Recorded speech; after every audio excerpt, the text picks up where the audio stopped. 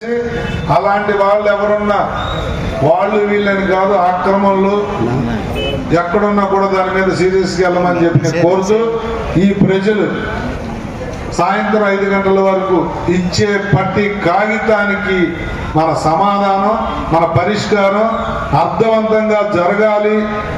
శభాష్ అనిపించుకునే విధంగా మీ మండలం రెవెన్యూ సదస్సుల్లో చాలా పరిష్కారం అయ్యాయనిపించుకుని మంచి పేరు ప్రభుత్వానికి వచ్చే విధంగా మీరు చేయాలి. ఇక్కడ కూర్చున్న నాయకులు కానీ అక్కడ కూర్చున్న వాళ్ళు కానీ ఎవరు ఏది ఇచ్చినా కూడా ప్రతి దానికి కూడా పరిష్కారం మనం చూపించాలి అని చెప్పి కోరుకుంటూ ఈ సభని అర్థవంతంగా నడిపించి సాయంత్రం వరకు కూడా లిస్టు తెప్పిస్తారు. ఎవరిదైనా కూడా ఆక్రమణ ఉంటే అసలే ఇది రోజు రోజుకి ట్రాఫిక్ పెరుగుతున్న సెంటర్ అవుతా ఉంది.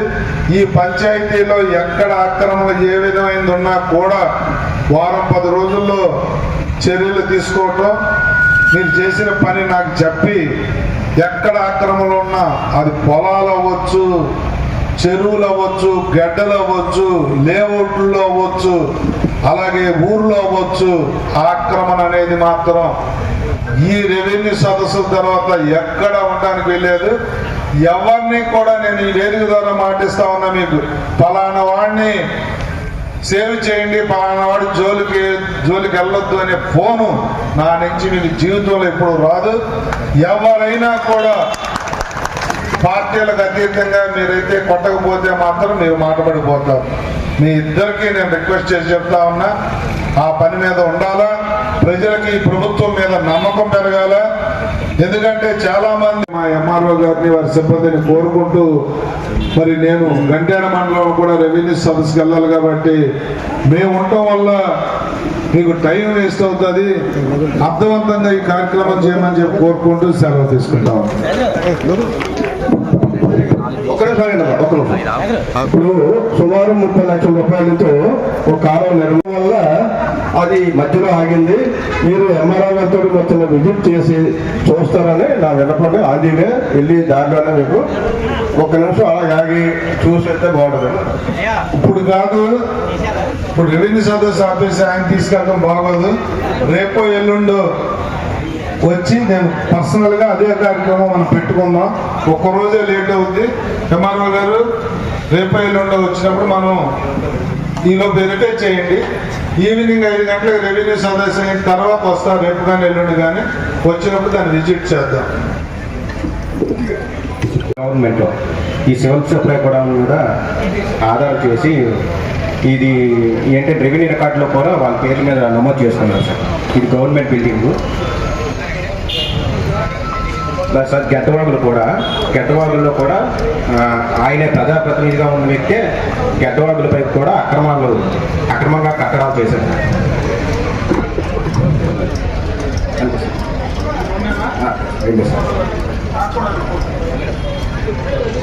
ఓకే అండి.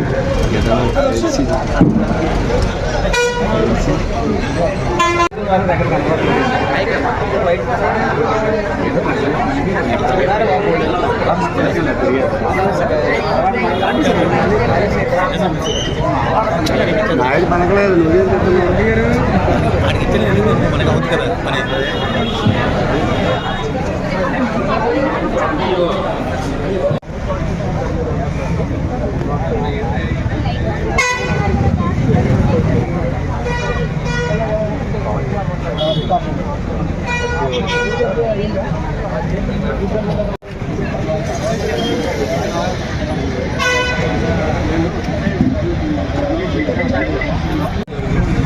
ఈ రెవెన్యూ సదస్సు యొక్క ముఖ్య ఉద్దేశం, అది ఏ వ్యక్తి ఏ రైతు కూడా ఎంఆర్ఓ ఆఫీసు చుట్టూ తిరిగి కాళ్ళు ఎరిగేలాగా ఇబ్బంది పడకూడదు. ప్రజల వద్దకి పాలనలాగా ఒక రెవెన్యూ సదస్సు ద్వారా జరిగిన తర్వాత 40 రోజుల్లోగా వాళ్ళ సమస్య పరిష్కరించే ఆలోచనే ఈ రెవెన్యూ సదస్సు.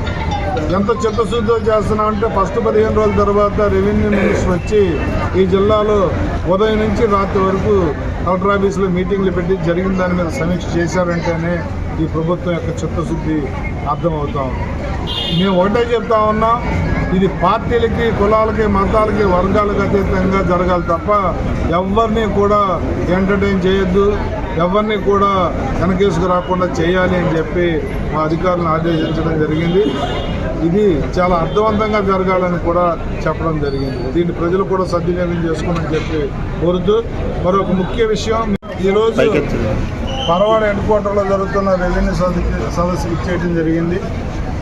మా రెవెన్యూ సిబ్బందికి కానీ, మన మండల అధికారులకు కానీ ఏదైతే ఈ ప్రభుత్వం చిత్తశుద్ధితో గౌరవ ముఖ్యమంత్రి నారా చంద్రబాబు నాయుడు గారు ప్రజలకు ఉపయోగపడే విధంగా అర్థవంతంగా రెవెన్యూ సదస్సులు నిర్వహించమన్నారో అన్నీ చెప్పి, ఏ ఒక్క ప్రభుత్వ భూమి కానీ, ప్రైవేటు భూమి కానీ ఆక్రమణకు గురైన దాన్ని తొలగించి వారికి హ్యాండ్ ఓవర్ చేసే విధంగా, ప్రైవేటు వాళ్ళైతే వాళ్ళకి, ప్రభుత్వ భూమి అయితే ప్రభుత్వానికి అప్పచెప్పే విధంగా అర్థవంతంగా, ఎవరికి పట్టాదారు పాస్ పుస్తకం రాలేదన్నా, ల్యాండ్ సర్వే జరగలేదన్నా, ఇతరత్ర పక్కనైతే తగ్గు ఉందన్నా, లేకపోతే ఎవరన్నా బలవంతుడు ఆక్రమించుకున్నాడన్నా అన్ని విషయాలు కూడా ఈ రెవెన్యూ సదస్సులు పరిష్కరించమని చెప్పి మా ఎంఆర్ఓ గారికి